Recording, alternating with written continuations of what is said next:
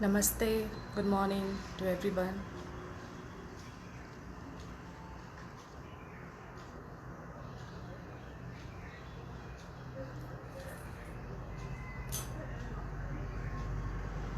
Welcome.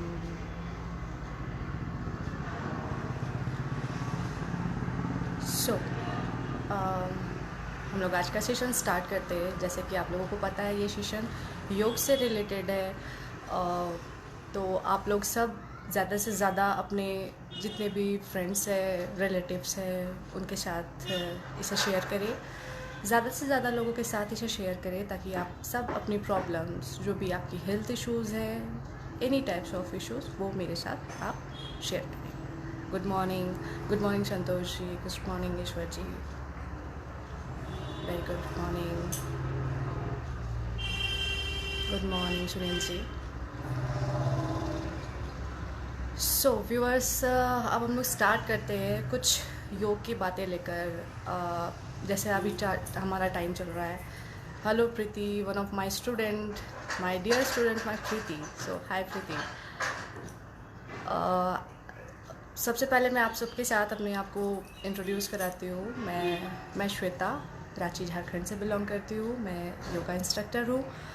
योग मैं 1997 से कर रही हूँ। सिंस मैं जब स्कूल टाइम्स पे थी मैं तब से योग कर रही हूँ। योग मैं पहले क्या करती थी सिर्फ शौक़ के लिए, हाँ अच्छा लगता था योग करना। पर धीरे धीरे जब मुझे इसकी अहमियत पता चली, इसकी उपयोगिता, इसकी महत्वता पता चली, तो मैंने इसकी पढ़ाई करना शुरू की और फिर मैंने इस पे पीजी कंप्लीट किया और अभी मैं एमए कर रही हूँ योग में। और योग में और इसकी उपलब्धियाँ ली जाए तो मैं अंतर्राष्ट्रीय स्तर पे भी योग को प्रतियोगिता में शामिल हो चुकी हूँ। राष्ट्रीय स्तर पे भी कई स्टेट, नेशनल और डिस्ट्रिक्ट कंपटीशन में भी मैंने प्राइज़ जीता है योग को लेकर। और अब जो मैं सबसे इम्पॉर्टेंट, आज का जो टॉपिक है हमारा कोविड-19, इस क्वारंटाइन में जब हम सब अपने अपने घरों पर हैं, ये एक सबसे अच्छा समय है अपने आप को स्वस्थ बनाए रखने का। क्योंकि क्या है ना कि जब हम अपने काम पे बिज़ी रहते हैं डे बाय डे लाइफ में, तो हम लोग कहते हैं हमारे पास समय नहीं। और अभी जब ये समय चल रहा है, जब हम लोग सबसे ज़्यादा समय अपने आप पर, अपने परिवार के साथ सब बिता रहे हैं, तो इस कोविड-19 में सबसे पहले मैं आपको बताना चाहूँगी योग की सबसे पहले बेसिक्स चीज़ें। योग तो करते सभी हैं, सब आपको बताएंगे ये प्राणायाम करो, ये आसन करो, इससे ये हो जाएगा, वो हो जाएगा। बट नहीं, आप योग की उपलब्धियाँ समझने से पहले योग को समझिए कि योग क्या है, योग कहाँ से आया। ज़्यादा लंबा नहीं, पर थोड़े से बेसिक्स, किसी भी चीज़ की पूर्ण जानकारी से पहले आपको समझना चाहिए कि इसकी उत्पत्ति कहाँ से हुई, योग आया कहाँ से। योग की उत्पत्ति भारतवर्ष से ही हुई, पर अभी विदेशों में इसकी जो आपकी बताए कि उपयोगिता सबसे ज़्यादा विदेशों में हो रही है। हम भारतवर्ष में इसका उपयोग काफ़ी कम कर रहे हैं। काफ़ी सारे हैं हमारे पतंजलि के जो ऋषि हैं, वो उन्होंने ही योग की उत्पत्ति की थी, महर्षि पतंजलि ने। उससे पहले बहुत से लोग हैं, गोरखनाथ जी हैं, महर्षि मत्स्येंद्रनाथ जी हैं, जिन्होंने योग का काफ़ी उल्लेख किया है। पर अभी सबसे ज़्यादा चलन में है महर्षि पतंजलि। हमारे जो रामदेव बाबा भी है, ये भी उसी संस्थान से हैं जो कि योग को इतनी आगे तक लेकर आए हैं।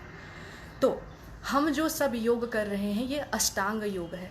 अष्टांग योग क्या है? अष्टांग योग मतलब how do to meditate effectively. Yes, definitely मैं आती हूँ, मैं अभी आ रही हूँ, बिल्कुल आ रही हूँ कि हम लोग मेडिटेट कैसे करें। यस रितेश जी, मैं आपको बता रही हूँ।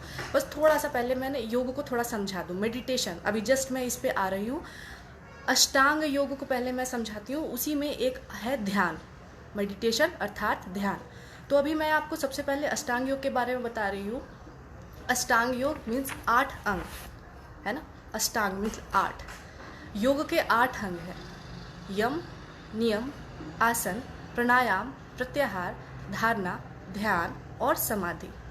ठीक है। तो आपने जो पूछा कि मेडिटेशन कैसे करें, बहुत अच्छा सवाल है। मेडिटेशन, आपका जब तक दिमाग शांत नहीं रहेगा ना, तब तक आप कुछ नहीं कर पाओगे। तो दिमाग को शांत करने से पहले मैंने जो अभी 8 अंग बताए ना, सबसे पहले आपको उसको यूज़ करना है। सबसे पहले आता है यम। यम का अर्थ है आपको एक वे पे चलना, एक पाथ, किसी भी चीज़ को पहले एक सही आयाम देना। अगर आप योग कर रहे हैं तो सबसे पहले आपको अनुशासित होना पड़ेगा, एक डिसिप्लिन को मेंटेन करना पड़ेगा। यम नियम, आपको यम और नियम का सबसे पहले पालन करना है। अहिंसा नहीं करनी है, आपको असत्य नहीं करना है, अपरगृही नहीं करना है, ज़रूरत से ज़्यादा सामान अपने पास एकाग्र नहीं करना है। ऐसी काफ़ी सारी चीज़ें हैं जो कि योग में डीपली जाके है। बस मैं आपको एक रफली छोटा सा एक सारांश बताती हूँ कि यम नियम आसन, मतलब यम फिर नियम और फिर आसन आता है। ठीक है, जब तक आप नियमों का पालन नहीं करेंगे आपको आसन का लाभ कभी नहीं मिल पाएगा। नियम अर्थात आप सबसे पहले अनुशासित हों, एक योग करने का या अपना कोई भी एक एक्सरसाइज करने का एक समय निकालिए कि दिन में कम से कम 1 घंटा मुझे योग करना है। या आप कोई भी फिजिकल एक्टिविटी करें, आप चले, आप walk, running, any types of exercises आप कर सकते हैं, पर उसे एक टाइम दीजिए कि 1 घंटा मुझे अपने आप पर देना है। एक डिसिप्लिन मेंटेन करिए, तब जाके आप फिर नियम में और आप क्या कर सकते हैं कि आपको सही खाना है, भोजन आप जैसा खाओगे आप वैसे बनोगे। तो भोजन आपका कैसा होना चाहिए, ये सारे नियम्स में आते हैं। एक अनुशासित वे पे आपको खाना है, रहना है, व्यायाम करते समय आपको ढीले कपड़े पहनने हैं, आप जहाँ व्यायाम कर रहे हो वो जगह साफ़ सुथरी हो, पर्यावरण में खुली हवाएं हो, जहाँ फ्रेश ऑक्सीजन आपको मिल रहा हो, ये सारी चीज़ों का आपको पहले ध्यान रखना है। ठीक है, इसके बाद आपको क्या करना है, यम हो गया, नियम हो गया, फिर आते हैं आसन। ऐसे ही नहीं कि बस आसन लिया कहीं पे भी आसन शुरू हो गए, नहीं, पहले आपको नियम रखना होगा। एक्सरसाइज करते समय अगर आपने हेवी मील ली हो तो आपको कम से कम 2 से 3 घंटे बाद आसन का अभ्यास करना चाहिए, साफ़ सुथरी जगह पर आसन करना चाहिए। ठीक है, तो ये सारी चीज़ें हैं जो आपको आसन करने से पूर्व ध्यान रखना चाहिए। अब हो गया यम, अब हो गया नियम, अब आ गए आसन। अब आसन के बाद हमारा आता है प्राणायाम। ठीक है, उसके बाद आता है प्रत्याहार। तो ये सारी चीज़ें थोड़ा डीपली मैं जैसे जैसे आपके साथ आगे जोड़ूंगी फिर आपको इसके बारे में और जानकारी दूंगी। उसके बाद हेलो सुदीपा, हाय। इसके बाद आता है ध्यान। तो यम नियम आसन प्राणायाम प्रत्याहार और फिर ध्यान। ठीक, तो ये सारी चीज़ें ना ये स्टेप वाइज चलती है। आप जब तक किसी डिसिप्लिन को फॉलो नहीं करिएगा आप मेडिटेट नहीं कर पाइएगा। मेडिटेशन में सबसे पहले क्या है कि आपको किसी आसन में बैठना है। अगर आपके शरीर में किसी भी तरह की कोई भी परेशानी हो, जैसे आप आसन लगा लिया, आपने बैठ गए, पर आपके जोड़ों में दर्द है, आपके रीढ़ की हड्डी में दर्द है, तो आप ध्यान लगाएं और आपका ध्यान कहाँ है, मेरी दर्द मेरे घुटनों पे हो रही है, मेरे दर्द कमर पे हो रही है, तो आप तो ध्यान लगा नहीं पाओगे ना। तो इसीलिए एक महर्षि पतंजलि ने एक सूत्र बांधा है, एक अष्टांग योग को एक लाइन वाइज डाला है कि आप पहले यम करो, फिर नियम, फिर आसन, फिर प्रत्याहार, फिर प्राणायाम, इस तरह से करके आप धीरे धीरे योग की चरम सीमा पर पहुंच सकते हैं। तो ठीक है, तो मेडिटेशन जो आपने बोला ना सर, तो मेडिटेशन करने के लिए सबसे पहले तो आपको अपने शरीर की सारी व्याधियों को दूर करना पड़ेगा। प्राणायाम द्वारा अपने सांसों पर कंसंट्रेट करना पड़ेगा। प्रत्याहार द्वारा अपने शरीर के सारी अशुद्धियों को बाहर की तरफ निकालना होगा और तब जाके आप ध्यान अच्छे से कर सकते हैं। ठीक है, और योग तो ध्यान है ही।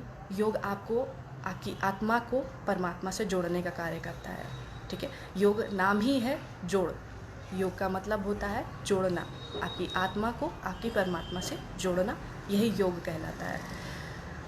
तो और कोई क्वेश्चंस अगर आपके पास क्वेरीज हैं तो आप बिल्कुल पूछ सकती हैं, और नहीं तो फिर मैं थोड़ा सा आगे बढ़ती हूँ योग के विषय को लेके थोड़ा सा आगे।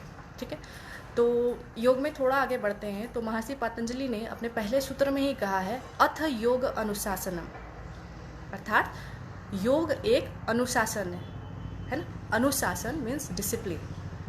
विदाउट डिसिप्लिन कोई भी चीज़, कोई भी ऑर्गेनाइजेशन, कोई भी चीज़ें कभी सक्सेस नहीं कर पाती।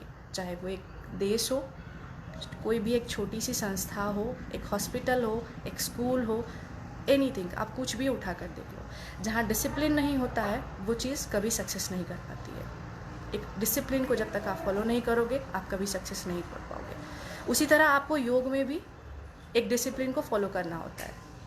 ठीक है, तो कभी भी आप योग करें ना तो सबसे पहले ये चीज़ निर्धारित करें कि एक समय सीमा के साथ आप हमेशा निरंतर अभ्यास के साथ योग करें। ऐसा नहीं कि आज मैंने किया कल छोड़ दिया, फिर परसों किया, फिर चलो छोड़ दें, कल एक दिन बाद फिर कर लेंगे। तो इस तरह से योग कभी भी आपको फल नहीं देगा, ठीक है। तो कोई भी चीज़ें जब आप निरंतर उसका अभ्यास कर रहे होते हैं तभी वो आपको दिखता है। Which time is good for yoga? Ritesh ji, सूर्योदय और सूर्यास्त का समय सबसे अच्छा माना जाता है, क्योंकि उस समय हमारे चारों तरफ प्रकृति में ऑक्सीजन की मात्रा सबसे ज़्यादा होती है। तो सूर्योदय और सूर्यास्त का समय सबसे अच्छा समय माना जाता है। पर ऐसे आज के बिजी शेड्यूल लाइफ में ना, अब आपके पास जब भी समय है तो आप योगा करें, पर ध्यान रखें कि योगा करने से पूर्व 2 से 3 घंटा पहले आपका भोजन होना चाहिए, ताकि आप आसन जब भी लगाएं या फिर ध्यान जब भी करें तो उसका पूरा लाभ आपको मिल पाए।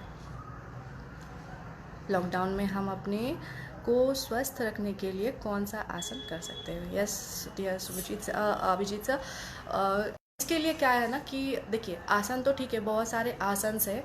जो लोग निरंतर योग का अभ्यास कर रहे हैं तो वो आसन को समझ पाएंगे, बट जो बिगिनर्स हैं उनके लिए आसन को समझना थोड़ा डिफ़िकल्ट होगा। मैं थोड़ी छोटी मोटी चीज़ें प्राणायाम आपको बता सकती हूँ, जो कि आप देख के थोड़ा आराम से कर सकते हैं। अभी रामदेव बाबा भी सारी चीज़ों पर, प्राणायाम पे काफ़ी ज़्यादा ध्यान दे रहे हैं। प्राणायाम अभी जो हम इस लॉकडाउन पे इस कोविड-19 से अपनी इम्यूनिटी लेवल को बूस्टअप करने के लिए सबसे पहले जो करेंगे वो है ध्यान। अभी रितेश जी ने मुझसे इससे पहले पूछा था कि ध्यान सबसे अच्छा कैसे करें।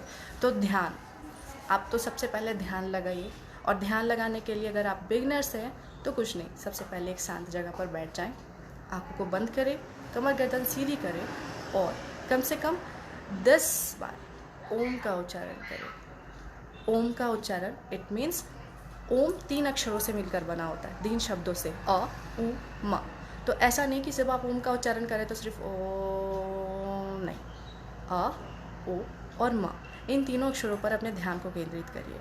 इस तीनों अक्षरों से आपके शरीर में एक वाइब्रेशन, एक हुंकार, एक नाद उत्पन्न होती है, जो आपके शरीर में उत्पन्न हो रही सारी बीमारियों को दबा देता है। ओम, ये साइंटिफिकली प्रूफ भी हो चुका है कि ओम एक यूनिवर्सल वर्ड बन चुका है, जिसमें कि आपकी सारी बॉडी के जितने भी हार्मोन्स होते हैं, जितने भी आपके ऑर्गन्स हैं, वो सारे इससे हीट होते हैं। इससे बहुत ज़्यादा मात्रा में ध्वनि हमारे शरीर पे जो हमें क्योर करती है सारी बीमारियों से। तो पहला तो हो गया ध्यान। दूसरा प्राणायाम अगर हम आएंगे तो दूसरे प्राणायाम में हम करते हैं भस्त्रिका, ठीक है। भस्त्रिका नाम आपने सुना होगा, और नहीं सुना तो मैं आपको भस्त्रिका बताती हूँ थोड़ा। भस्त्रिका है कि आपको सांस लेने और छोड़ने पे, दोनों पे कंसंट्रेट करना होता है। आप जितना इनहेल कर रहे होते हो उतना एक्सेल भी करना होता है, ठीक है। तो इसका एक आसान सा उपाय है। अगर आप बिगिनर्स हैं तो आप इसका इस तरह से उपयोग कर सकते हैं कि जब आप सांस लेंगे तो दोनों हाथों को ऊपर की तरफ करेंगे, और सांस छोड़ेंगे तो हाथ नीचे की तरफ करेंगे, ठीक है। इनहेल अप और exhale down, okay. Inhale up, exhale down, okay, like this. ये हो गई भस्त्रिका। अगर आप बिगनर्स हैं तो इसका अभ्यास आप 10 बार कर सकते हैं, ठीक है। और करते करते इस 10 बार के अभ्यास को आप 10 से 15 ले जाइए, और फिर 15 से 20, ठीक है। तो इसका आप 3 चरणों में आप कर सकते हैं, 10x3, 15x3, अदरवाइज 20x3। पर रिक्वेस्ट ये रहेगा कि आप सब कोई भी प्राणायाम या आसन करने से पूर्व किसी भी एक इंस्ट्रक्टर से, जो कि एक सर्टिफाइड इंस्ट्रक्टर हो। आज के डेट पे ना कोई भी लोग योग सिखाने के लिए बैठ जा रहे हैं। आप सबसे मेरा निवेदन है कि जब भी योग सीखे तो किसी लाइसेंस्ड सर्टिफाइड ट्रेनर से योग सीखे, ठीक है। और कोई भी आसन और कोई भी प्राणायाम सबके लिए नहीं, 10 बार और सिर्फ 1 राउंड करना है। तो ऐसी बहुत सारी चीज़ें ना, जब आपको इस दिनों का ध्यान रखना है। ऐसा नहीं कि हम कहीं पर भी देखें और फिर शुरू। तो सारे लोगों का अलग अलग बॉडी स्ट्रक्चर होता है, सबको अलग अलग बीमारियां होती है। तो कोई भी एक आसन सब के लिए नहीं होता, कोई भी एक प्राणायाम सभी के लिए नहीं होता। हाँ, आप अगर चाहते हैं कि एक कोई भी ऐसा प्राणायाम मैं आपको बताती हूँ जो सब लोग कर सकते हैं, कोई डाउट नहीं कि मैं ये कर सकता हूँ, ये नहीं कर सकता हूँ।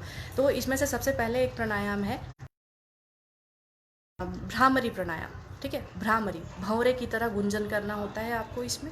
इससे आपको माइग्रेन, आपके ब्रेन रिलेटेड सारे प्रॉब्लम्स, शांति मिलेगी आपको। अगर आप काफ़ी ज़्यादा स्ट्रेस्ड हो, किसी चीज़ में आपको मन नहीं लग रहा है, तो आप ये भ्रामरी का उपयोग कर सकते हैं। ये भ्रामरी बहुत अच्छा प्राणायाम माना जाता है मन शांत करने के लिए। और अगर आपका मन शांत होगा तो आपके सारे पेनालाइज ग्लैंड जो है हमारे सर के पीछे, जस्ट इस पोर्शन पे जो हमारा ग्लैंड है, जहाँ जिसको मास्टर ग्लैंड कहा जाता है, उससे सारी चीज़ें, जितनी भी सारी हमारे ग्लैंड है ना, सारे क्योर होते हैं। ये मास्टर ग्लैंड कहा जाता है ना।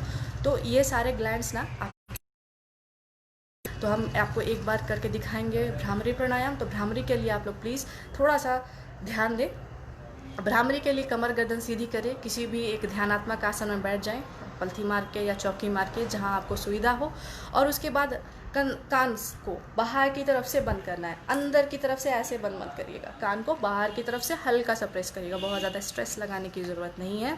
और बहुत सारे लोग होते हैं ना, जब भी प्राणायाम कर रहे होते हैं ना, तो काफ़ी ज़्यादा स्ट्रेस लगा देते हैं, फेस एकदम ऐसा टाइट हो जाता है, गर्दन तीख जाती है।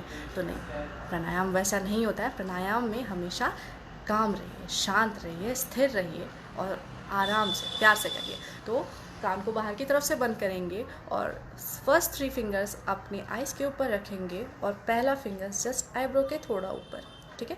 कमर गर्दन सीधी करेंगे, गहरी लंबी सांसों को भरेंगे और फिर सांसों को छोड़ते समय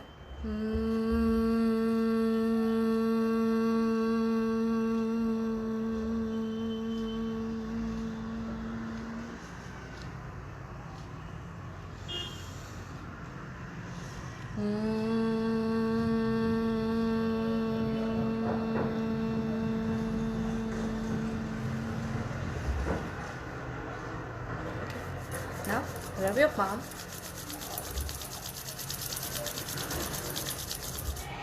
आँखों पर सेक लगाइए, फिर धीरे से आँखों को खोलिए। ओके, सो प्राणायाम ना, ये आपका सर ने जैसे मैंने पूछा था कि आज कोविड-19 में, इस क्वारंटाइन में हम क्या क्या कर सकते हैं, तो आपका ये प्राणायाम भी इसी में इंक्लूडेड है। और मैं ऐसे प्राणायाम्स और आपको बता रही हूँ जो कि इस लॉकडाउन में सारे लोग कर सके। क्योंकि क्या है ना कि मैं बहुत कुछ तो बता दूँगी, पर सबके डिजीज़ेस, सबके प्रॉब्लम्स अलग अलग होते हैं। तो कोई ऐसा यूनिवर्सल जो सब लोग कर सके और सबको बेनिफिट मिल जाए। क्या योगा करने से वेट लॉस हो सकता है? डेफिनेटली हो सकता है, डेफिनेटली। और योगा क्या है, आसन के साथ अगर आप सिर्फ प्राणायाम का अगर कंटिन्यू अभ्यास करें, प्राणायाम सुबह और शाम प्राणायाम का अभ्यास करें, कपालभाति का अभ्यास करें, अनुलोम विलोम का अभ्यास करें, डेफिनेटली आपको वेट लॉस होगा। पर क्या है, योग थोड़ा धीरे धीरे आराम से काम करता है और हम लोगों में पेशेंस, धैर्यता की काफ़ी कमी होती है, तो हम लोग इतना धैर्य नहीं रख पाते हैं। तो इसलिए योग में आपको सबसे पहले ध्यान रखना होता है धैर्य का। आप में पेशेंस होनी चाहिए, धैर्यता होनी चाहिए कि हम किसी चीज़ में अगर चल रहे किसी रास्ते में, तो उस पर निष्ठा से चले, ध्यान से चले, तब जाके आपको डेफिनेटली रिज़ल्ट मिलेगा, ठीक है। और सिर्फ वेट लॉस नहीं हो सकती, बहुत सारी ऐसी बीमारियां हैं जो आपके छूमंतर हो जाएंगे। और ये पहले तो वैज्ञानिक इस चीज़ के लिए काफ़ी ज़्यादा नकारात्मक सोच रखते थे कि योग से ये सब संभव नहीं है। पर आज के टाइम पे ना साइंटिफिकली प्रूफ हो चुका है कि योग कैंसर जैसी बड़ी बड़ी बीमारियों को भी ना ठीक कर सकती है। पर कैसे ठीक कर सकती है? बस 1 या 2 दिन करने से नहीं, निरंतर अभ्यास, धैर्य और एक सही सीमा, इन तीनों चीज़ों का ध्यान रखिए, 100% आपको रिजल्ट मिलेगा, ठीक है। तो एक दोहा मैं आपके साथ शेयर करना चाहूँगी कि डेफिनेटली योगा से वेट लॉस हो सकता है, but if with discipline. Very good, very nice Akash ji, आपने बिल्कुल सही बात कही कि जब तक हम लोग इसको रेगुलरली नहीं करेंगे, डिसिप्लिन के साथ नहीं करेंगे, तो कोई भी चीज़ कभी फ़ायदा नहीं देगी। तो मैंने एक दोहा आपके साथ शेयर करूँगी, इसका मतलब थोड़ा सा गहन है, थोड़ा अध्ययन करिएगा। करत करत अभ्यास के जड़मति होत सुजान, रसरी आवत जावत के सिल पर परत निशान। अर्थात आप समझो कि एक रस्सी किस तरह से आते जाते एक पत्थर के ऊपर दाग छोड़ जाती है, तो उसी तरह अगर आप निरंतर अभ्यास करोगे ना, तो डेफिनेटली हमारी बॉडी ज़रूर रिस्पॉन्ड करेगी। आप लोग सबसे रिक्वेस्ट है कि ज़्यादा से ज़्यादा समय अभी इस लॉकडाउन पीरियड्स पे, और ये ऐसा नहीं है ना सिर्फ आपके लिए, आपके बच्चों पे, आज के क्या है ना कि समय पे बच्चों के साथ कंसंट्रेशन पावर की काफ़ी ज़्यादा कमी रहती है। इसका सबसे बड़ा रीज़न है खान पान। आजकल कई बच्चे क्या कर रहे हैं, मैदे का सेवन ज़्यादा हो रहा है, पैकेट्स की सारी चीज़ें ज़्यादा खा रहे हैं। तो बच्चों के साथ थोड़ा सा आप ज़्यादा ध्यान दें। महिलाएं, घर की महिलाएं जो घर की नींव होती हैं, उनसे रिक्वेस्ट है स्पेशली कि आप अपने बच्चों के साथ थोड़ा समय दें। इस क्वारंटाइन पे जब उनके पास थोड़ा समय, उनको थोड़ा मेडिटेट कराएं। 5 साल 8 साल से उम्र के छोटे बच्चों के लिए प्राणायाम नहीं है, क्योंकि उनको थोड़ा सा समझ की काफ़ी कमी होती है, उनमें समझ की थोड़ी कमी होती है। तो 8 साल से डाइट क्या होना चाहिए, ये सर 8 साल से बड़े जितने भी बच्चे हैं ना, तो आप उनको अभ्यास करा सकते हैं अनुलोम विलोम का, कपालभाति का, भ्रामरी का। इन 3 अभ्यास से ना आप देखिएगा। और बच्चों को ना जब भी आप पढ़ाने के लिए बैठाते हैं ना, तो पढ़ने से जब भी वो स्टार्ट करें स्टडी, तो आप स्टडी टेबल पे उनको बैठाइए। बैठाने से याद आया, बच्चों का सिटिंग पोस्चर जो कि बहुत ख़राब होते जा रहा है, उनका सिटिंग पोस्चर सुधारिए। बच्चों को हमेशा पिन करते रहिए, उन्हें पिंच करते रहिए कि आप स्ट्रेट बैठो, है ना। हमेशा उनका बॉडी पोस्चर कम से कम स्ट्रेट हो, क्योंकि अगर हमारी रीढ़ की हड्डी सीधी नहीं होगी ना, हमारा सारा सिस्टम ख़राब हो जाएगा। हमारे सांस लेने में हमें प्रॉब्लम हो जाएगी, बैक से रिलेटेड सारे प्रॉब्लम हो जाएंगे। और सिंपल सी बात है, जब ऑक्सीजन सही मात्रा में बॉडी के अंदर नहीं जा पाएगा, तो 10 तरह की बीमारियाँ शुरू हो जाएगी। सो बच्चों को पहले स्ट्रेट बैठाइए, और पढ़ाई करने से पूर्व उन्हें कम से कम आंखों को बंद करके 10 बार ओमकार का उच्चारण करने बोलिए। पहले 1 सप्ताह 2 सप्ताह उन्हें थोड़ा बोर लगेगा, पर धीरे धीरे देखिएगा, उसके बाद उनका कंसंट्रेशन पावर ना खुद ब खुद बिल्डअप हो जाएगा। वो जिस चीज़ को पढ़ेंगे ना, बहुत अच्छे से डीप ब्रेन पर रख पाएंगे। ठीक है, ये बच्चों के लिए हो गया। ओके, तो मैं नेक्स्ट क्वेश्चन पे आती हूँ, डाइट क्या होना चाहिए। डाइट हमारा सात्विक भोजन होना चाहिए। योग में सात्विक भोजन को काफ़ी ज़्यादा अहमियत दी जाती है। सादा खाना खाएं, ठीक है। आप ऐसा खाना खाएं जो आपके शरीर पे अच्छे से डाइजेस्ट हो गए। तामसिक भोजन हमें नहीं करना चाहिए, ठीक है। सात्विक खाना ऐसे खाने जिसमें आपका कार्ब्स ज़्यादा हो, पत्तेदार हरी पत्तेदार सब्जियां ज़्यादा हो। इस क्वारंटाइन में स्पेशली हरी सब्जियों का सेवन ज़्यादा करें।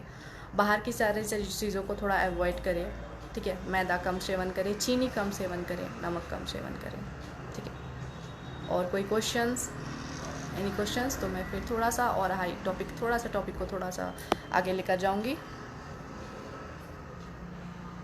ओके, सो एक रिक्वेस्ट मैं आप लोगों से सबके साथ शेयर करना चाहूँगी। अभी मेरे साथ 19 लोग साथ में जुड़े हों। मैं उन 19 लोगों से ये रिक्वेस्ट करना चाहूँगी कि आप सभी अपने घर के आसपास जितने भी जानवर आपके आसपास है ना, प्लीज़ उनकी देख रेख क्या करिए। अगर आप उनकी देख रेख नहीं करते तो प्लीज़ उन्हें हर्ट ना करें, आप उन्हें प्लीज़ तकलीफ़ ना दें। आपसे जितना संभव हो सके प्लीज़ उन्हें कुछ भी घर के जो भी बचे हुए खाने होते हैं ना, आप उन्हें प्रोवाइड करें। और नहीं हो सकता है तो प्लीज़ कुछ भी ना करें, केवल उन्हें परेशान ना करें। आप सबसे ये रिक्वेस्ट है। ध्यान और योग में क्या अंतर है? ध्यान और योग में कोई अंतर नहीं है विश्वजीत जी। ध्यान और योग में ही ध्यान का एक इम्पॉर्टेंट पार्ट है। मैंने जैसे योग बताया था, योग मतलब होता है, योग जो नाम है वो युज धातु से बना है। युज एक अक्षर है, युज से बना है। और युज का मतलब होता है जोड़ना, और जोड़ना किसको? आत्मा को परमात्मा से। तो वो कैसे संभव है? सिर्फ ध्यान से। जब तक ध्यान नहीं लगेगा हम लोग कनेक्ट नहीं कर पाएंगे, अपने माइंड और अपने बॉडी को, अपने सोल को कनेक्ट नहीं कर पाएंगे। तो ये बिल्कुल अंतर नहीं है, योग ही ध्यान है। अब योग के पार्ट अलग अलग है, काफ़ी बहुत ज़्यादा अलग योग का पार्ट है। मैंने बताया ना, अष्टांग योग है, हठ योग है, विन्यासा योग है, लय योग है, भक्ति योग है। तो सारे लोग अलग अलग योग है, योग के काफ़ी अंग है। तो इसका एक अलग सेशन मैं बाद में करूँगी। पर ध्यान और योग कहीं ना कहीं जाकर एक दूसरे से संबंधित है, अलग नहीं है। योग और ध्यान एक ही चीज़ है। और लास्ट में मस्त एक सबसे बेनिफिट की चीज़ें मैं आपके साथ शेयर करना चाहती हूँ। लास्ट आज का जो सेशन के मेन पॉइंट है, थोड़ा सा मैं टॉपिक पे डिस्कस करूँगी डायबिटीज़, जो इंडिया के लिए अभी सबसे ज़्यादा हाई पॉइंट पे है। डायबिटीज़, इंडिया में लोग डायबिटीज़ से काफ़ी ज़्यादा परेशान हैं। तो अगर आप लोग को इसके बारे में और भी ज़्यादा इन्फॉर्मेशन चाहिए डायबिटीज़ और related to, it's a great to see you concerned about animals. I have feed my street dogs regularly, is feeling happy to feed them. Very nice Mayank Rajput ji, very nice. मुझे भी काफ़ी अच्छा लगा कि लोग, मतलब अगर आप जैसे लोग अगर इस सोसाइटी में अगर भर जाए तो शायद वो एनिमल्स को कभी भी रोड के एनिमल्स कहलाने का हक नहीं मिलेगा। और जो लोग उन्हें परेशान करते हैं, उन्हें परेशान करने में 10 बार सोच। ओके, संदीप पांडे जी, क्या कोरोना से लड़ने का कोई है? यस सर, डेफिनेटली है। बहुत सारे योग हैं, योग में प्राणायाम है। मैंने अभी थोड़ा देर पहले आपको बताया था। योग में सबसे पहले आपको ध्यान करना होगा। आंखों को बंद करके कम से कम 10 बार ओम का उच्चारण करिए। ओके, उच्चारण करने के बाद, ये पहला हो गया, 10 बार ओम का उच्चारण करिए। आप कानों को बंद करके 3 अंगुलियां आँखों पे रख के पहले ऊपर रखिए, और इसके बाद भ्रामरी का आप प्राणायाम का आप उपयोग कर सकते हैं। भ्रामरी के बाद भस्त्रिका आप कर सकते हैं, इनहेल करके दोनों हाथ ऊपर और एक्सहेल करके नीचे। अगर आप बिगनर्स हैं तो 10 बार करिए, और उसके बाद फिर 15 और फिर 20, ऐसे ऐसे करके आप आगे की तरफ जा सकते हैं। और लास्ट में अनुलोम विलोम, ये 4 प्राणायाम आप कर सकते हैं कोरोना से लड़ने के लिए। और कोरोना से क्या, आप सिर्फ ये 4 प्राणायाम करके ना, आपकी बॉडी में उत्पन्न हो रही है उन सारी बीमारियों को हमेशा जड़ से ख़त्म कर सकते हैं। प्रूफ्ड, ये मैं नहीं कह रही हूँ, ये साइंटिफिकली प्रूफ्ड हो चुका है। ठीक है, तो आप जैसे जैसे बढ़ेगी ना, आप जितने अच्छे से इनहेल करोगे, ऑक्सीजन जितनी मात्रा में अंदर जाएगी, कार्बन डाइऑक्साइड अंदर से डिटॉक्सीफाई जितना बॉडी हमारा होगा, हम उतनी इम्यून होंगे किसी चीज़ से भी लड़ने के लिए। सिर्फ कोरोना ही नहीं, बाकी जितनी भी डिजीज़ है ना, हम सबसे लड़ने के लिए तैयार हैं। एसिडिटी के बारे में कोई भी कुछ बताइए। डेफिनेटली बहुत अच्छा क्वेश्चन है। एसिडिटी कहाँ से होती है? कभी भी कोई आपको बीमारी हो ना, तो पहले उसके जड़ पे जाइए, एसिडिटी होती क्यों? Very nice question. एक छोटा सा एग्जांपल देती हूँ। हमारा जो बॉडी है ना, पहले मैं बताती हूँ, वो 5 तत्वों से मिलकर बना है, जिससे ये पूरी संसार बने हुए हैं, जल, वायु, अग्नि, आकाश और धरती। तो इन सारों के समावेश से हमारा बॉडी भी बना हुआ है, जो नश्वर है। तो अब एसिडिटी आती कहाँ है? एसिडिटी मीन्स वायु, हमारे बॉडी में वायु है ना। एक छोटा सा रूम है, इसको मैं एक एग्जांपल के थ्रू आपको समझा रही हूँ, और उसके बाद मैं आपको बताती हूँ, क्योंकि आप पहले समझ जाइए, उसके बाद फिर मैं इसका आपको निदान भी बताती हूँ। एक छोटा सा रूम है जहाँ पे सिर्फ 10 स्टूडेंट्स बैठ सकते हैं। छोटा सा रूम है, क्लासरूम है, जिसमें सिर्फ 10 स्टूडेंट्स बैठ सकते हैं। Thank you Vishwajeet ji, thank you very much. So acidity के लिए मैं बताती हूँ, एक छोटे से रूम में अगर 10 लोगों की बैठने की जगह है, और वहाँ पे अब 40 स्टूडेंट को घुसा कर बैठा दिए हो। ओके, 40 स्टूडेंट, जहाँ 10 स्टूडेंट का जगह है वहाँ आपने 40 स्टूडेंट्स को बैठाया है। टीचर आए बाहर से, दरवाज़ा खोला और उन्हें अंदर जाना है। कैसे जाएंगे अंदर? कोई स्टूडेंट ऐसे हो रहा है, कोई स्टूडेंट ऐसे हो रहा है, काफ़ी डिफ़िकल्टी से होते हुए शायद वो पहुँचे और शायद ना भी पहुँचे।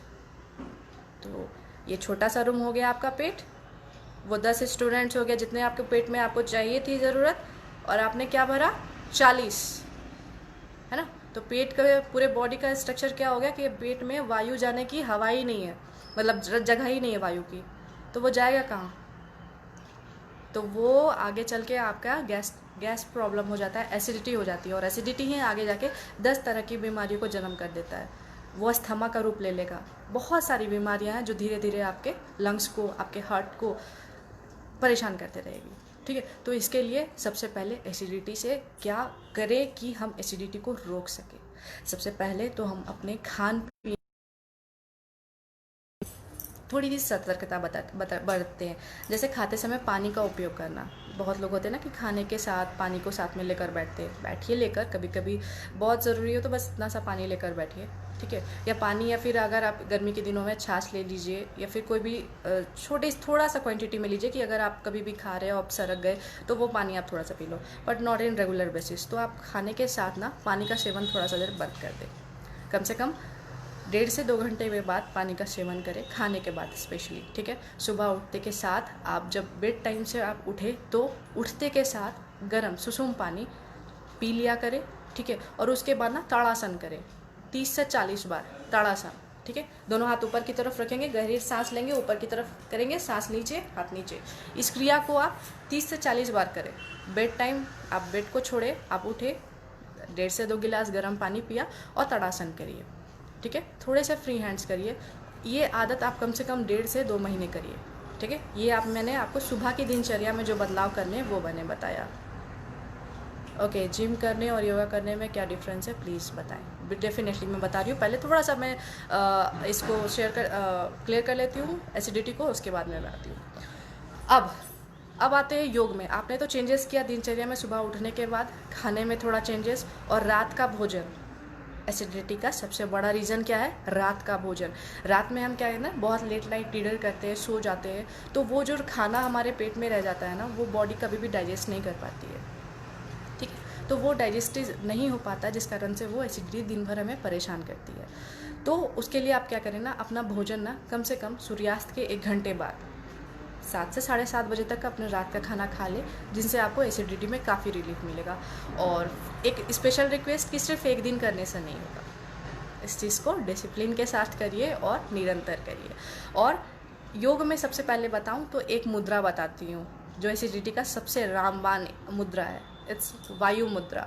आप अपने 5 उंगलियों को खोलिए, फर्स्ट फिंगर को और ये थंब को ऐसे करिए, ये नहीं, इट्स अ प्राण मुद्रा, इट्स अ चिन मुद्रा, ये अंदर की तरफ जाएगा ऐसा, ठीक है। ये मुद्रा लगाइए, ठीक है। और खाने के बाद वज्रासन की स्थिति पे बैठिए, दोनों पैर को पीछे कुल्हों पर सटाइए और खाने के बाद एक आदत बना लीजिए, जब भी आप भोजन करें, किसी तरह का भी भोजन करें, बिल्कुल माइग्रेन के लिए मैं बताती हूँ, और उसके बाद वज्रासन बैठे और हाथ की वायु मुद्रा लगाएं, ये वायु मुद्रा।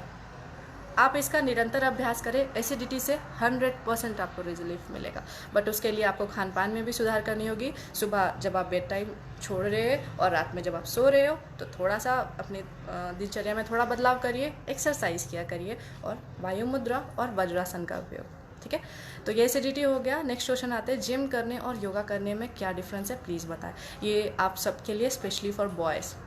जिम, या डेफिनेटली जिम जाने से सारे लोगों का काफ़ी इश्यूज़ होता है ना कि बॉडी बनाना है, बॉडी बनाना है। डेफिनेटली अग्री, आप जिम जाते हो, बॉडी बनाते हो, बॉडी स्टिफ कर लेते हो आप लोग जिम जाकर, कभी ध्यान देना, बॉडी जाने से बॉडी स्टिफ हो जाती है, कड़ी हो जाती है ना। उसमें आपके जितने भी मसल्स हैं ना, वो काफ़ी ज़्यादा टाइट हो जाते हैं। उसके लिए बॉडी में फ्लेक्सिबिलिटी लाने के लिए और आपको आपके मानसिक तौर पे आपको तंदुरुस्त रखने के लिए योग करना बहुत ज़रूरी है। आप ऐसा नहीं कि मैंने जिम को ख़राब बोला या फिर योगा को अच्छा बोला, दोनों अपनी अपनी जगह पे। जिम जाने से आप अपने बॉडी मसल्स को गेन करते हो, ऐसा नहीं कि आप योग में नहीं कर सकते हो। अगर आपने योग को पूरे अच्छे तरीके से जाना है तो हठ योग को आप सर्च करना, हठ योग। योग के ऐसे ऐसे आसन हठ योग में होते हैं ना कि जो लोग जिम जाते हैं ना, उनके बॉडी मसल्स भी उतने स्ट्रांग नहीं होते जो कि एक हठ योगी के होते हैं। हठ योगी में इतने स्ट्रेंथ होते हैं, उनके मसल्स इतने स्ट्रांग होते हैं ना कि आप उनसे कभी कम्पीट नहीं कर पाओगे। तो जिम और योगा दो अलग अलग डिफरेंस इसलिए हो जाता है क्योंकि जिम जाने से आपके बॉडी मसल्स में जो टोनिंग होती है, जो स्ट्रेटनिंग आती है, आप उनको, सिर्फ बॉडी की मसल्स की बात नहीं कर रही हूँ। लाइक अगर आप बैकबोन देख लो, मैं एक छोटा सा एग्जांपल देख रही हूँ। अगर आप जिम जा रहे हो, आप बैक के लिए क्या करते हो? रीढ़ की हड्डी जो है हमारा सबसे बड़ा आधार, हमारी जीवन शैली का सबसे बड़ा आधार, बैकबोन, जो हमारे पूरे बॉडी को एक साथ हमारे ब्रेन से कनेक्ट करता है। आप बैकबोन के लिए क्या करते हो? नहीं, कुछ भी नहीं है। जिम में बैकबोन के लिए कुछ नहीं है, वो आपके सारे बॉडी पार्ट्स के लिए है, बट बैकबोन के लिए कुछ भी नहीं है, ठीक है। पर अब आप योगा पे आए तो योगा क्या करता है? आपके पूरे बॉडी मसल्स के साथ आपके बैक को, आपके इनहेलेशन, एक्सहेलेशन सबको क्योर करता है। योगा एक पूरा एक साथ चलने वाला एक आपको पैकेज देता है। जिम सिर्फ आपको बॉडी गेन करवाती है, फिटनेस प्रोवाइड करती है, नो डाउट आप फिट उसमें भी हो, ऐसा नहीं कि जो जिम जा रहे हैं वो फिट नहीं है, डेफिनेटली वो भी फिट है, बट कहीं ना कहीं एक छोटी सी सीमा आ जाती है। बट आप उसमें अपने अंदर की बॉडी की क्लीनिंग और सफाई नहीं कर रहे होते हैं, आप बॉडी को अंदर से फिट नहीं कर रहे होते हैं। योग आपको अंदर से भी सुंदर बनाता है और बाहर से भी सुंदर बनाता है। योग आपकी आंतरिक सफाई भी करता है प्रत्याहार द्वारा, प्राणायाम द्वारा, और बाहर से भी सुंदर बनाता है। क्योंकि अगर आपकी अंदर सफाई होगी ना तो आपकी काया भी सुंदर बनेगी, ठीक है। तो सिर्फ बाहर से ही सुंदर दिखना ज़रूरी नहीं है, आपके अंदर भी सुंदरता होनी बहुत ज़रूरी है, ठीक है। तो दोनों अपने अपने जगह पे हैं, जिम अपनी जगह पे, योग अपनी जगह पे। अब ये चॉइस आपकी है, आप किस चीज़ को प्रेफरेंस दे रहे हो, ठीक है। नेक्स्ट क्वेश्चन हम आते हैं, माइग्रेन के लिए योग बताएं। यस, माइग्रेन सबसे अच्छा माइग्रेन के लिए आपका मैं अभी आ जाती हूँ माइग्रेन के लिए ना, मैं थोड़ा अब आ जाती हूँ नेक्स्ट आपके हठ योग में, षटकर्म में मैं आ गई। अब मैं हट गई अष्टांग योग से, मैं आ गई हूँ हठ योग में। अब हठ योग में एक षटकर्म होता है। षटकर्म मतलब 6 कर्म। इसमें सबसे पहला होता है नेति। नेति क्या है? नेति में हम लोग एक नमक का और एक तरह के पात्र का यूज़ करते हैं, नेति पॉट कहते हैं हम उसे।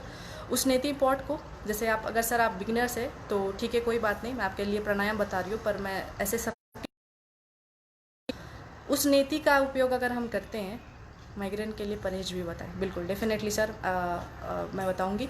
तो आप नेति पॉट का इस्तेमाल करके नाक के एक सिरे से हम पानी घुसाते हैं और दूसरे नासिका से पानी को निकालते हैं। सेम प्रोसेस दूसरे नाक से।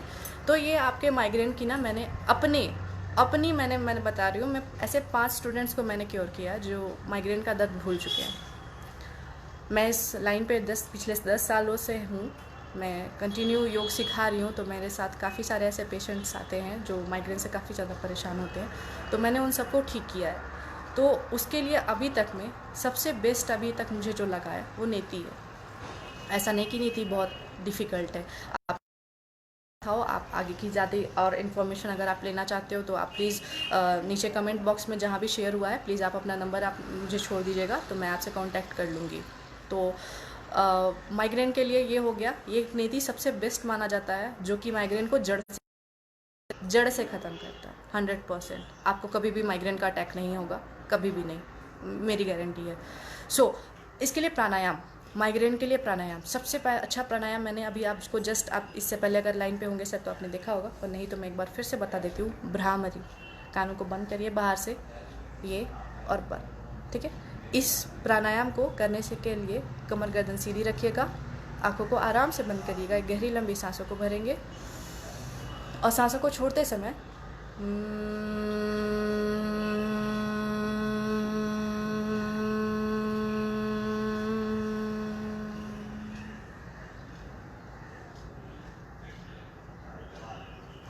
ऐसा आपको कम से कम 10 बार करना है, ठीक है। और 10 बार करके ये धीरे धीरे आप इसकी जो कैपेसिटी है, मतलब जो आपकी क्षमता है बॉडी की, अगर आपको ऐसा लग रहा है कि आप थोड़ी देर और बैठ पाएंगे, कमर में अगर आपको दर्द नहीं हो रही है, तो आप इसको धीरे धीरे और कंटिन्यू कर सकते हैं, 10 से 15, फिर 15 से 20, और इसे फिर आगे भी कर सकते हैं। इससे आपको काफ़ी रिलीफ मिलेगा बहुत जल्दी। पर इसका सबसे पहला चीज़ धैर्यता और निरंतरता। अगर आप इसको थोड़ा पेशेंस वाइज करेंगे और कंटिन्यू करेंगे, ऐसा नहीं कि आज किया कल छोड़ दिया, आ रहा है तो फिर मैंने किया और फिर मैंने छोड़ दिया, ऐसा नहीं। आप मॉर्निंग और इवनिंग एक टाइम बना लो कि आपको 10 से 15 मिनट सिर्फ यही करना है। आप पहले भ्रामरी कर लो और लास्ट आप कर लो अनुलोम विलोम, ठीक है। उसके बाद ये 2 कर लेने के बाद मैं ये यूनिवर्सल बता रही हूँ ताकि इससे आपको कोई प्रॉब्लम नहीं हो। संजय जी, आपको अगर हाई ब्लड प्रेशर है या फिर किसी तरह की और डिजीजेज है तो प्लीज़ आप उसे शेयर करें, तब मैं तीसरे प्राणायाम आपको बताऊंगी। अदरवाइज ये अनुलोम विलोम, अगर आप अनुलोम विलोम जानते हैं तो अनुलोम विलोम करिए, और एक अभी जो मैंने आपको बताया भ्रामरी, ठीक है। ये 2 आप यूनिवर्सल है, आप कर सकते हैं। आपको बाकी कोई भी अगर प्रॉब्लम है तो कोई दिक्कत नहीं है। बस तीसरा जो है ना, कपालभाति। अगर आपको हाई ब्लड प्रेशर है, बैक रिलेटेड कोई प्रॉब्लम है, हर्निया, गांठिया या फिर ऐसी कोई भी प्रॉब्लम अदर डिजीज है, तो आप कपालभाति का अभ्यास नहीं करेंगे, ठीक है। फिलहाल अभी आप ये 2 कर सकते हैं। अदरवाइज अगर आपको किसी तरह की और बीमारियां नहीं है तो आप कपालभाति का स्ट्रोक्स लगाते हैं, एक बार में 20 स्ट्रोक्स। स्ट्रोक्स क्या करते हैं? स्ट्रोक्स इसे कहते हैं, ये स्ट्रोक्स हुआ तो आपको 1 सेकंड में 1 स्ट्रोक्स लगाने, सॉरी 1 सेकंड में एक स्ट्रोक लगाने। तो थोड़ा टाइम मेंटेन कर लीजिएगा। कपालभाति का बहुत डूज और डोंट्स है, तो प्लीज़ कपालभाति करने से पहले थोड़ा सतर्कता ज़रूर बताइएगा। डू और डोंट्स ध्यान में रखिएगा, कपालभाति सबके लिए नहीं है, ओके। और माइग्रेन के लिए परहेज, यस, माइग्रेन के लिए परहेज में तो आप कहे तो परहेज नहीं है कुछ। अब आप अलग अलग सिम्टम्स होते हैं माइग्रेन्स का। कभी कभी होता है, कभी आप टेंशन ज़्यादा ले लेते हो, ओके वेट आकाश, मैं आ रही हूँ, थोड़ा सा संजय जी को क्लियर कर देती हूँ, उसके बाद मुझे और कोई तकलीफ नहीं है। ओके संजय जी, तो आप कपालभाति का अभ्यास कर सकते हैं। और अटैक्स ऐसा नहीं, परहेज नहीं, आपको सिम्टम्स देखने होंगे कि आपको कब कब अटैक्स, मतलब माइग्रेन कब कब आपको ज़्यादा, आप कभी ज़्यादा स्ट्रेस हो जाते हो, कभी किसी वर्क का लोड ज़्यादा हो जाता है तब होता है। बहुत सारे इश्यूज़ है माइग्रेन का, अलग अलग होता है कि कब कब अटैक आते हैं। तो एक अलग अलग सिम्टम्स होते हैं, हर एक बॉडी पे अलग अलग सिम्टम्स पाए जाते हैं। तो वैसा कुछ इसमें परहेज नहीं है, बस आपको देखना पड़ेगा कि आपको अटैक किस समय आ रहे हैं।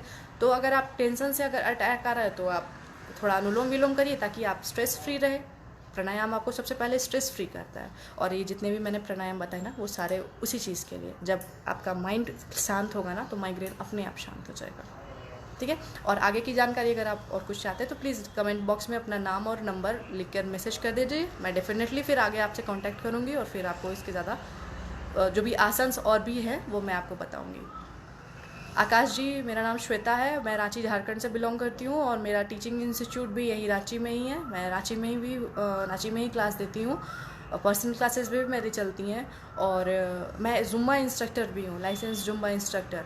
और योग में भी मेरा सर्टिफाइड हूँ, भारत जो गवर्नमेंट ऑफ इंडिया है उससे मैं लाइसेंस्ड हूँ, और इसलिए मैं आपको ये सारी जानकारियाँ दे रही हूँ।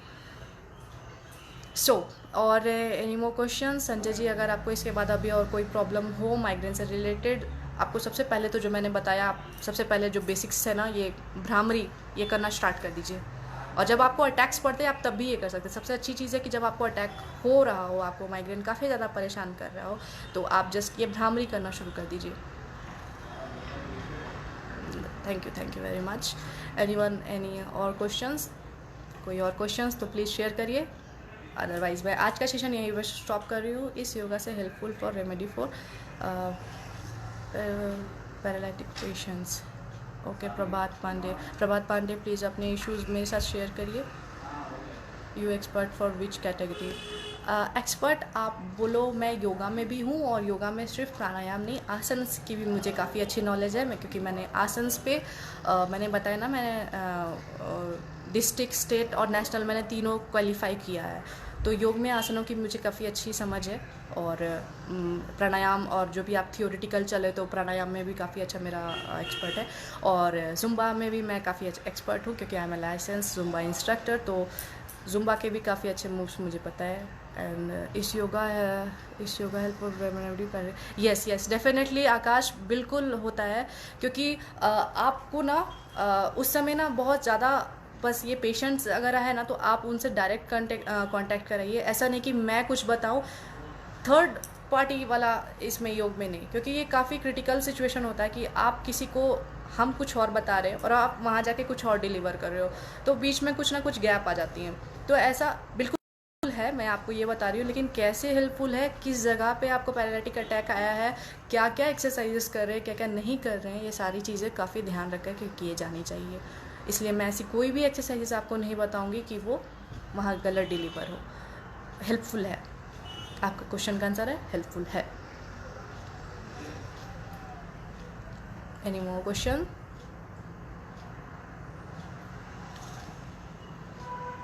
So guys, thank you very much. Session मैं यहीं पे स्टॉप कर रही हूँ। फॉर मोर क्वायरीज़ आप अपने नाम और अपने नंबर कमेंट बॉक्स पे छोड़ सकते हैं। मैं आपको फ्यूचर में अगर आपको किसी भी तरह की कोई प्रॉब्लम हो तो आप मुझे यहाँ बॉक्स कर दें।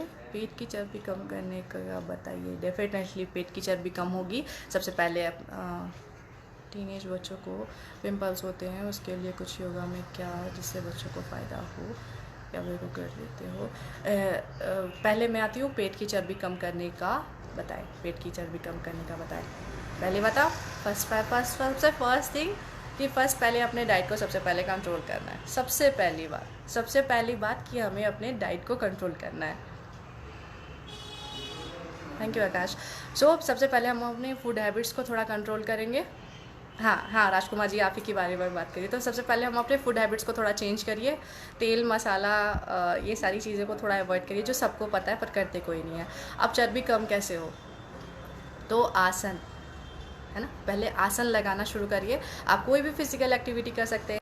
लाइक आप मॉर्निंग और इवनिंग सबसे पहले ना बॉडी में जितनी भी फैट्स है ना, पहले उसको मेल्ट करना शुरू करिए। लाइक आप सुबह उठिए या फिर शाम में जब भी आपको समय मिलता है जॉगिंग करिए। पहले बॉडी को थोड़ा सा फ्री करिए, बॉडी थोड़ा सा फ्री होगा उसके बाद, क्योंकि जब जितने फैट आपके अंदर रहेगी ना तो आपको उतनी ज़्यादा फोर्स लगाना पड़ेगा, तो आपका सारा एनर्जी लगेगा कि हम फोर्स ही करते जा रहे हैं, कोई असर नहीं हो रहा है। तो सबसे पहले आप अपने डाइट को कंट्रोल करिए, ज़्यादा से ज़्यादा मात्रा में पानी पीजिए। एंड सेकेंड थिंग, आप एक्सरसाइज कोई भी जॉगिंग करना शुरू करिए, रस्सी कूदना शुरू करिए। उसके बाद आगे के आसन, क्योंकि देखिए आसन कुछ भी बता दूंगी आप अभी कर नहीं पाओगे, आप आगे झुक नहीं पाओगे, आप पीछे मुड़ नहीं पाओगे, बॉडी में अभी आलस्य ज़्यादा होगा। तो पहले आलस्य को भगाना है। एक रूल को फॉलो करना है, एक डिसिप्लिन को फॉलो करना है, उसके बाद आपको रिजल्ट मिलेगी। ओके, राजकुमार जी के बाद मैं नेक्स्ट क्वेश्चन आती हूँ। टीन एज बच्चों को जो पिंपल्स होते हैं उनके लिए कुछ योगा में है क्या जिससे बच्चों को फ़ायदा हो? डेफिनेटली है। मैंने आपको बताया ना, 8 साल से ज़्यादा के उम्र के सभी बच्चे, ठीक है। अब ये होता क्यों है? पहले पिंपल्स पे आते हैं, मैंने बोला ना कोई भी डिजीज़ होती है ना तो इसका एक कारण होता है। अब इसका कारण पहले समझते हैं, होता क्यों है। इम्प्योरिटीज़ इन ब्लड, आपके ब्लड में इम्प्योरिटीज़ है तो उसकी सफाई कर दीजिए ना, ब्लड को साफ़ कर दीजिए, फेस ग्लो हो जाएगा। पिंपल्स जो आ रहे हैं वो अपने आप आके, जो उनका नॉर्मल प्रोसेस है वो आके कब चला जाएगा आपको पता भी नहीं चलेगा। द बेस्ट थिंग इज़ अनुलोम विलोम, कपालभाति, भस्त्रिका, जो आपके लंग्स को, आपके फेफड़ों को साफ़ करते हैं, आपके पूरे बॉडी को क्लीन करता है। ओके, तो आप 3 प्राणायाम, ऐसे आप मेरे स्टूडेंट्स हैं, आपको मैं ऐसे भी बता दूंगी प्रीति जी। ओके, बाकी के क्लास में पूछ लीजिएगा, मैं आपको क्लास में सारी चीज़ें डिफाइन कर दूँगी। ओके, नेक्स्ट है, क्या आप योग की कोर्स देते हो? नहीं नरेंद्र जी, मैं खुद अभी एमए फाइनल ईयर की स्टूडेंट हूँ, एमए इन योगा। सो अभी तो मैं खुद पढ़ रही हूँ, अभी काफ़ी कुछ अभी मुझे और जानना है और आप सबसे शेयर करना है। अभी तक मैंने जितना कुछ पढ़ा है, जितना कुछ सीखा है, अभी तक मैंने आपके साथ वही शेयर किया। तो अभी तो बहुत कुछ पढ़ना बाकी है, उसके बाद फिर मैं सोचूंगी। कोर्स और सिखा सकती हूँ बट कोर्सेज देना वाला नहीं, सिर्फ मैं क्लासेस ले सकती हूँ। और anyone, okay, thank you. So आज का टॉपिक हम लोग यहीं क्लोज करते हैं। So okay, thank you very much everyone for joining me. Okay, see you, bye.